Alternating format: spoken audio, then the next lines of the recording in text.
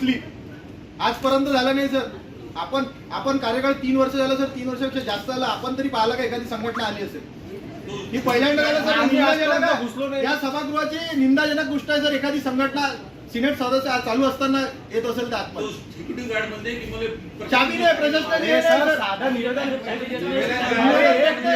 आलो ना तर साहेबांचा लॉक लावला. पोलीस पत्रकार बाहेर होते, सगळे पोलीस वाहन उभे, वाहन लॉक कुठे गेला? लॉक हे एवढे मोठे सदस्य भैयासाहेबजी मेटकर यांना ते इधर चाबी मागत आहे, चाबी खोल तर तेही खोलायला तयार नाही. वरत पळत आले. बोलवा कसं आहे हे सोपं आहे का सर?